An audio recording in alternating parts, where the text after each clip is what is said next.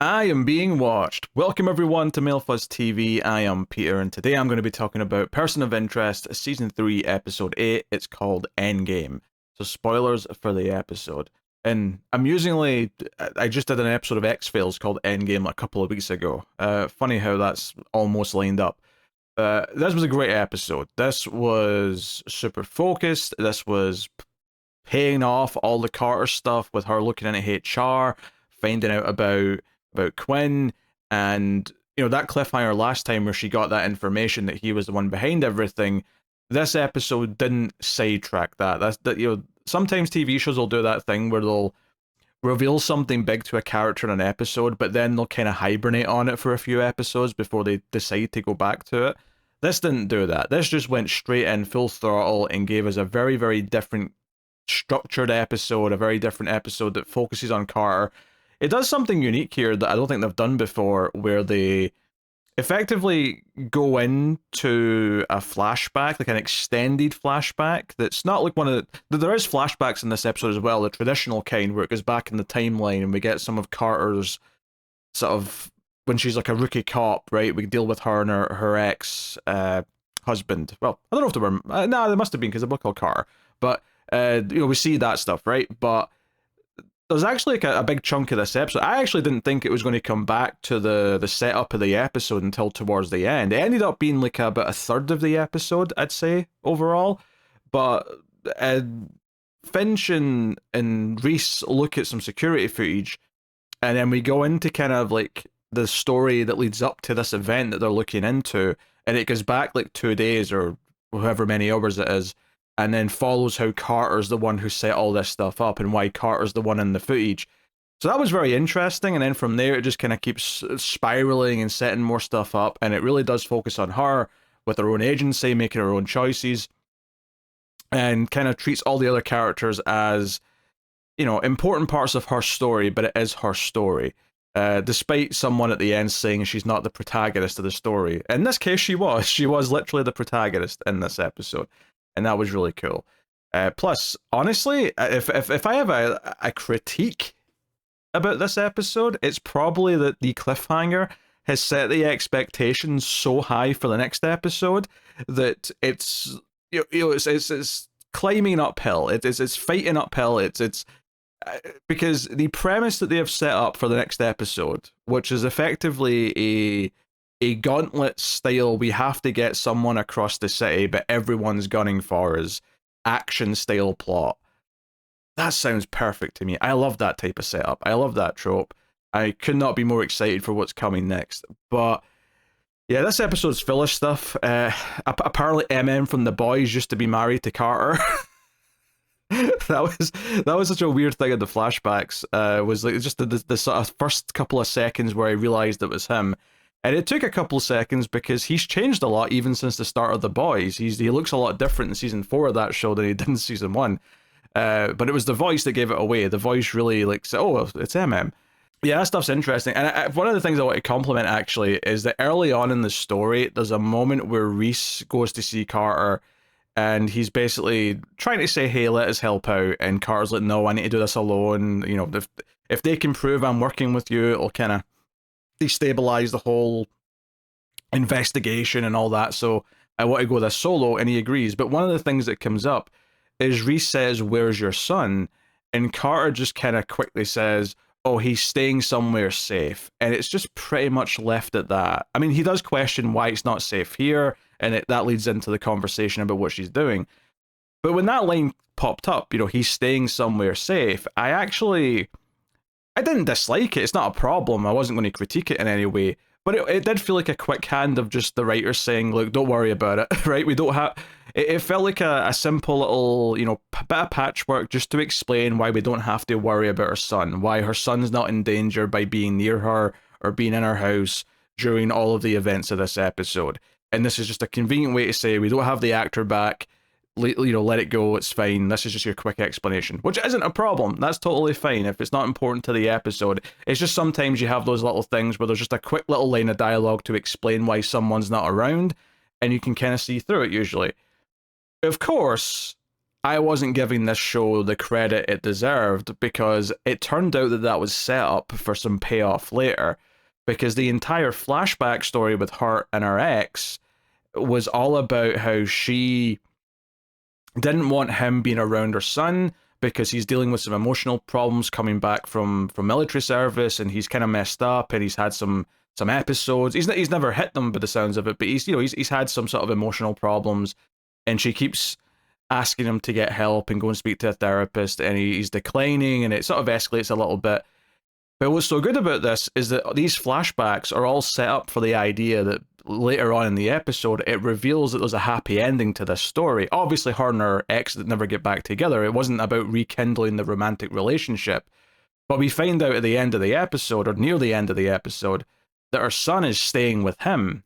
And that's okay now, and that's normal now. You know, the final flashback shows a few years later, because the first couple are in 2005 when she's still a uniform cop, and then the third flashback is a few years later, I think it was 2008, and he seems to have taken the advice. You know, he's sort of realized that he's spiraling, and he's went to the therapy, and he shows up, not to ask for anything, but just to show that he's made the effort and he's on the mend, and, you know, whatever, right? And I think the implication I got from when it shows you the present day stuff where the son's staying with him and we get to see the son again, who, you know, we haven't really seen in a long time.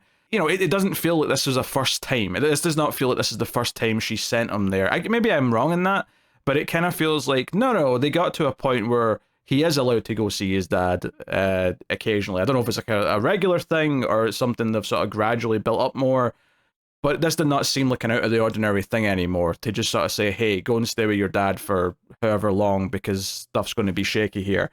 And that was kind of a sweet ending to all that. I thought that was really neatly put together. It's another example of this show being very good at the ending, sort of tying all the elements together.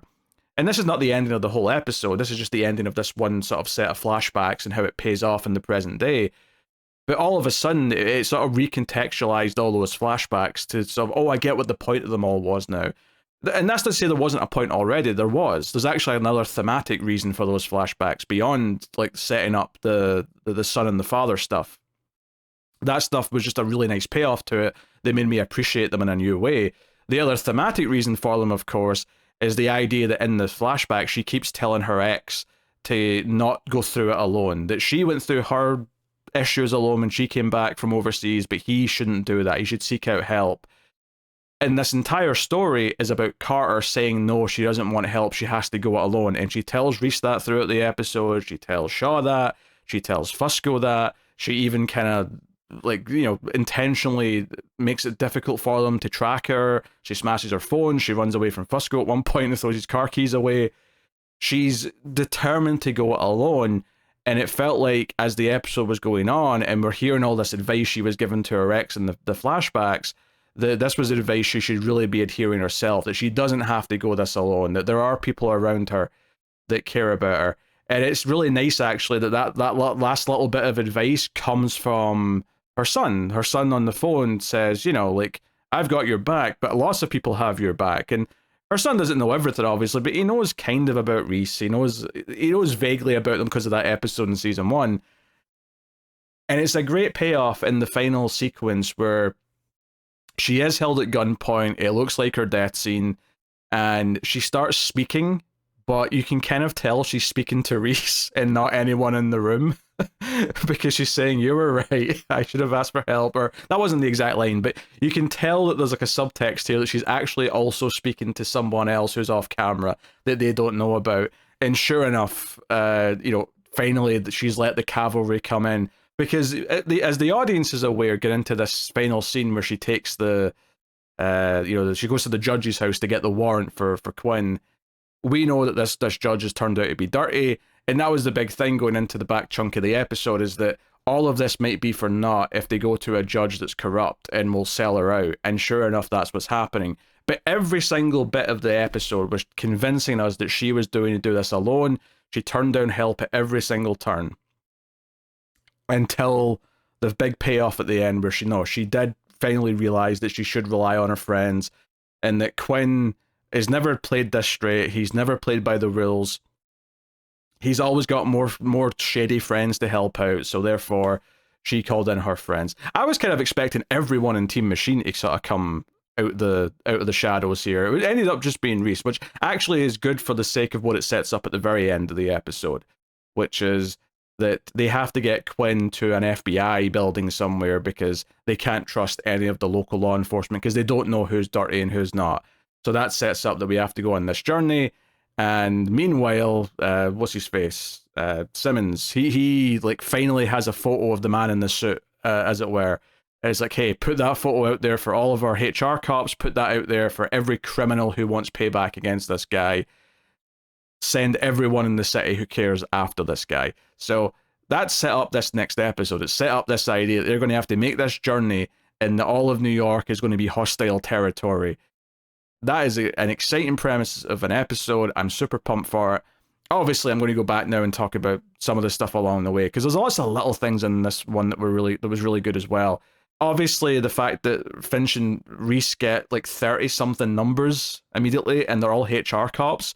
And then later on in the episode, once Carter's plans get into motion, and now HR are going to retaliate against the Russian mob, they get like another 30 numbers that are all Russian mob members.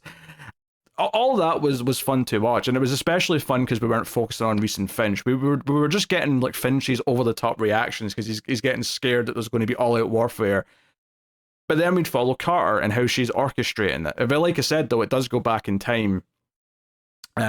After this initial thing, that a lot of the plot revolves around this truck of drugs that was being transported in by the Russian mob, and because negotiations fell apart between HR and the mob, the cops weren't protecting it.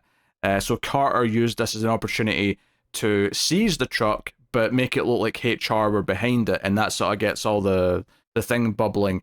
What I really loved about that sequence, though, and they even kind of like almost pointed this out in the way that Reese reacted to it when he saw the footage, and Finch as well, because Finch actually says, "This looks like something you would do, Mr. Reese."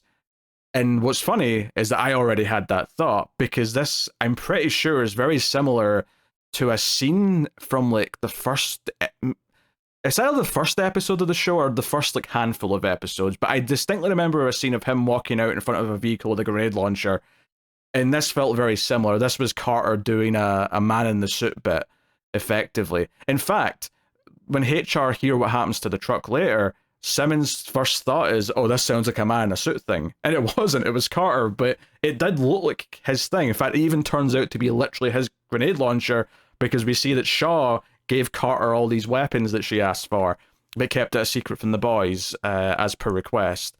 She wanted to join in, of course, but Carter was like, no, I'm going solo. And yeah, like she's playing all the different elements here. Like, you know, she enlists a little bit of help from Elias to sort of stoke the fires. That's how the Russian mob get all of the names and faces of all the HR cops that they're going to target. And all of this is designed to turn the leader of the Russian mob, this Peter Yogorov character, who I've seen, you know, repeatedly by this point, is to basically turn him so he'll testify against Quinn and sort of be the final bit of evidence. I mean, she's collected a lot of evidence. She's got photographs, she's got recordings, she's paired her phone with Quinn, which she delightfully points out at the end of the episode when she says, hey, any phone here could be used. And then Finch actually plays back what he just said about killing Beecher to him. And that's like a fun little moment as well. But yeah, like the episode's full of these little kind of like badass moments for Carter, where she really does get to be the Reese of the episode in a lot of ways, where she's really smart, she really preps for things. Something as simple, again, to stoke the fires of what's going on after the whole truck incident, and this idea that the Russian mob want to come after HR. Quinn still downplays it like they don't have the balls to actually go through with it, but of course Carter's listening to that conversation, and she's across the street with a sniper rifle, and then fires at Quinn, not to actually hit Quinn, of course. She intentionally doesn't hit him. She hits, you know, some glass around the room and stuff, you know, stuff that'll break and it'll make a bit of a show and a bit of a spectacle out of it. But it's all very intentional, and again, it's all very confident. It feels like she's got a plan, and it's all going to progress. And it's not until the very, very last hurdle of the judge has to be not corrupt does it fall apart. And that's kind of beautiful for Carter's character, actually. is that the thing that ultimately does her in this whole story is that there's just someone she couldn't have predicted was corrupt when she expects the best out of other people who work in her field. She expects good people. In fact, there's a really nice scene with Fusco, where Fusco was a bit hurt that she lied to him. He tries to get her to talk about what she's going through earlier in the episode, and she just flat up denies everything and kind of steamrolls through it. So later on, when he's heard from Team Machine, like, what's going on, he's a bit pissed, and he's like, is this because you don't trust me? Is this because I used to be HR? Am I never getting rid of that stigma? And she makes a whole speech about how she does trust him. He's the best partner she's ever had, and he's basically the contingency plan where he's got a key to all the evidence in case something happens to her. And then she ditches him, which is quite funny. But it's a really nice scene. Like, the performances here really get a chance to, it's really nice in a TV show where a duo of characters, which tends to be quite a straight pair or a comedic pair, as sometimes it might be the case, even especially when Fusco is one of the pair. It's really nice when they get to have a genuine moment of like emotion or appreciation, because it really stands out when the rest of the relationship doesn't tend to lean on that, right? It's one thing when you've got like a romantic couple who are always sappy and are always saying, oh, you mean the world to me, or even like a mother and a son saying, oh, I would do anything for you, I would die for you to protect my baby.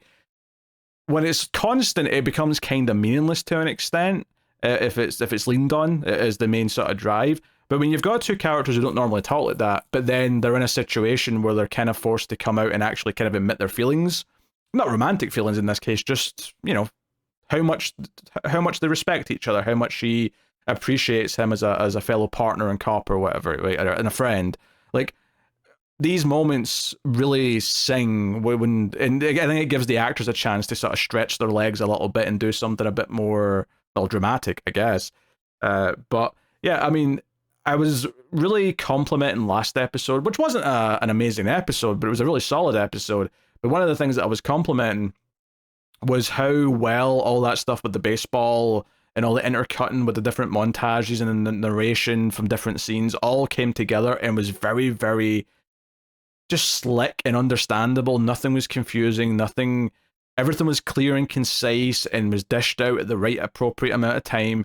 I think they're really playing with how well structured these episodes are getting throughout this show, where this one does that little trick where it spends like 10-15 minutes of the episode, which is a good chunk of a 42-minute episode, sort of going back in time and building up to where we started, but only to a certain point.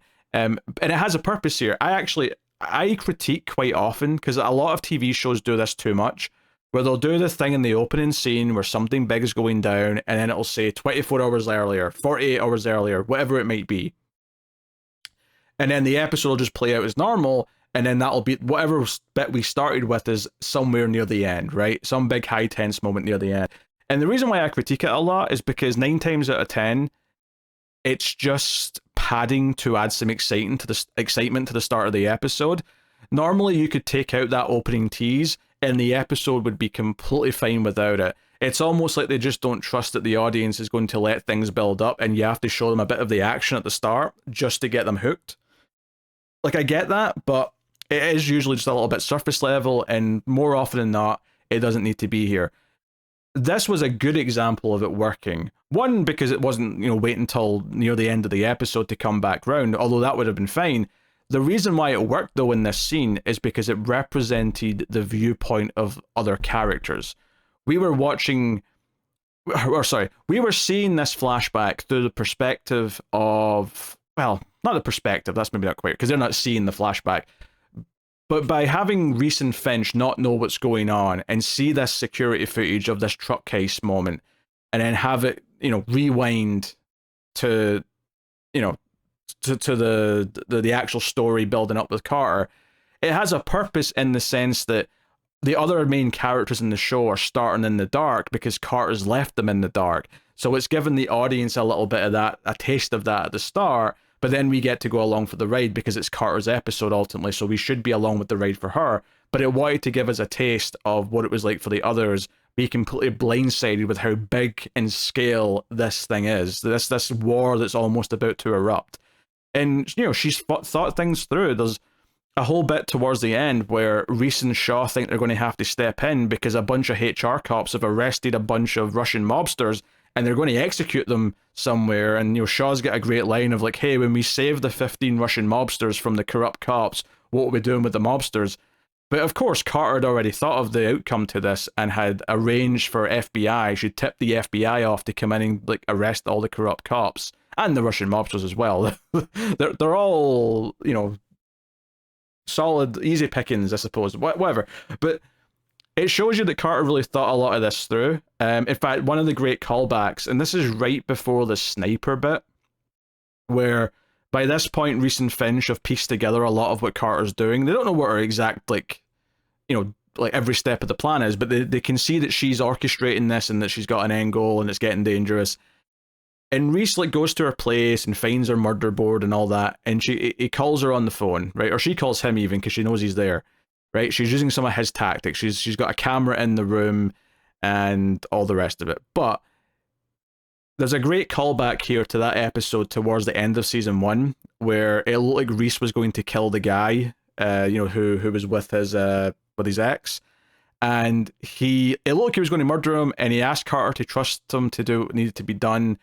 And then there was that moment of relief when you found out that he'd actually taken him to a Mexican prison or something to that effect. And my memory and the details is a little bit foggy, but it was a really big moment for the characters in season 1 was that moment.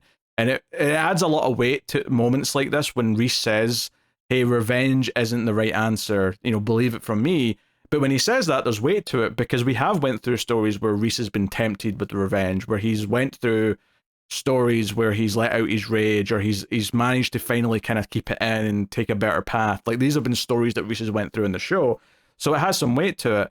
So when Carter hits back with, hey, you once asked me to trust you to do what needed to be done, I'm asking you to trust me. And sure enough, later on, the FBI showing up and arresting everyone before bloodshed is proof that she was thinking ahead of the game. She did have all these things mapped out. She knew what she was doing to some extent. Now, obviously, these are a lot of complex moving parts. Something could have went wrong somewhere, but she had thought of that. She did arrange for it not to be this just blood, because there's a part of the episode where it feels like, oh, Finch and Reese think that Carter doesn't care about all the collateral damage that might happen as she goes on her warpath for Quinn. But no, she thought of this. She actually did her best to try and contain it the best she could.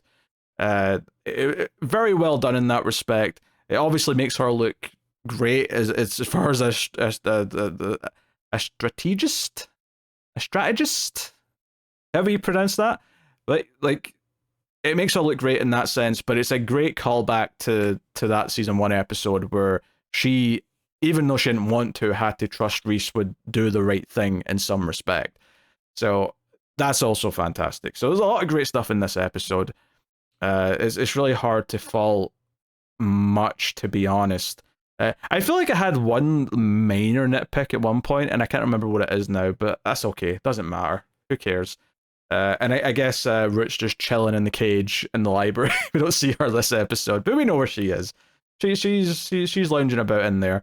In fact, one of the things that I thought was going to come up, and this would have been a bit of a deep pull, but hey, this episode did reference a season 1 episode already, so it wouldn't have been that weird.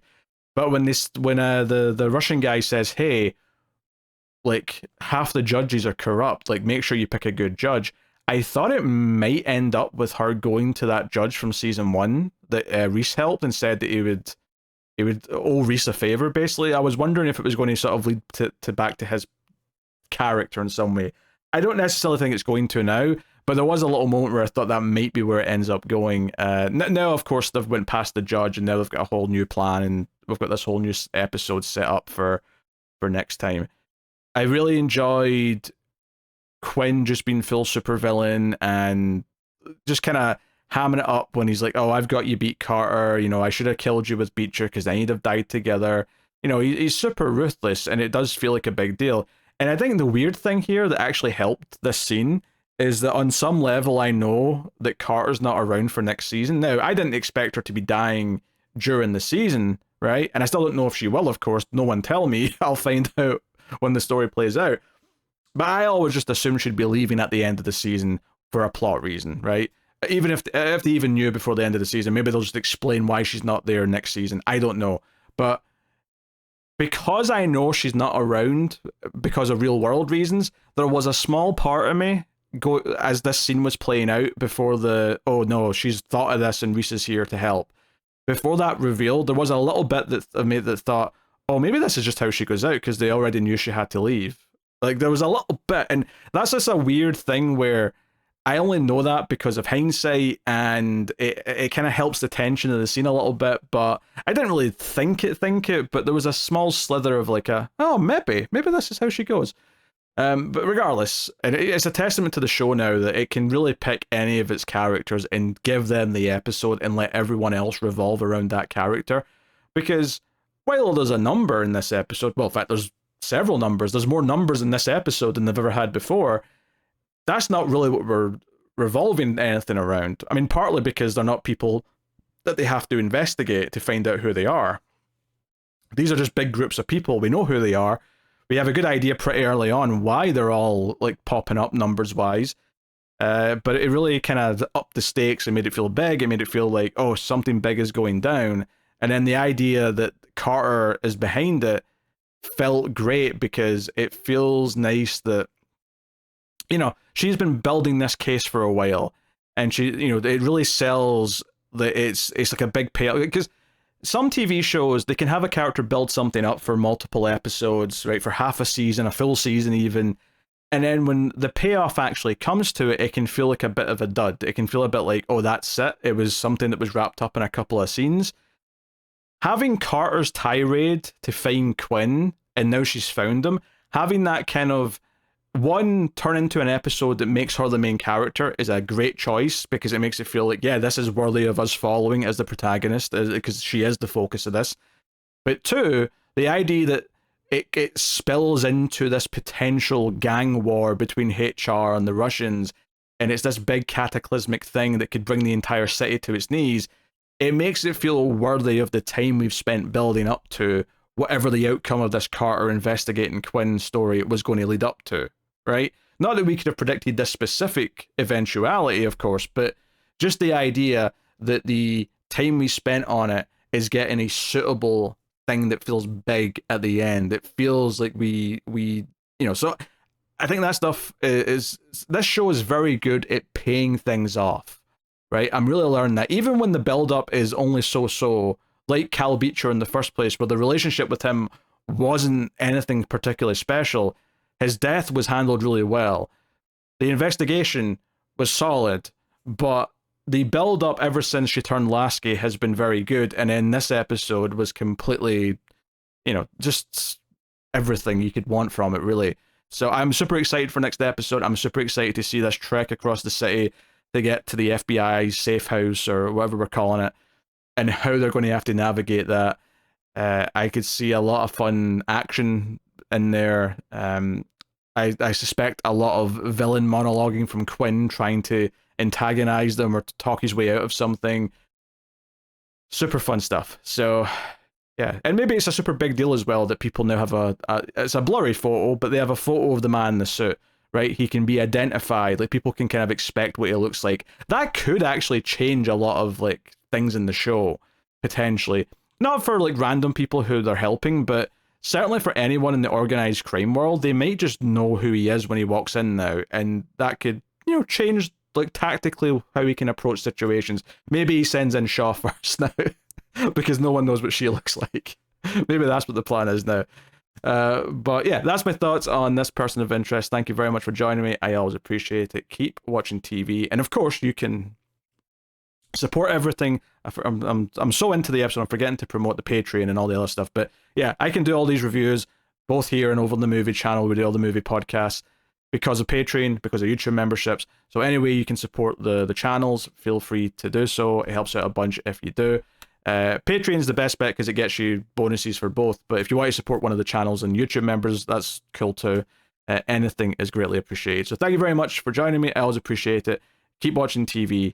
Have you got any vanilla?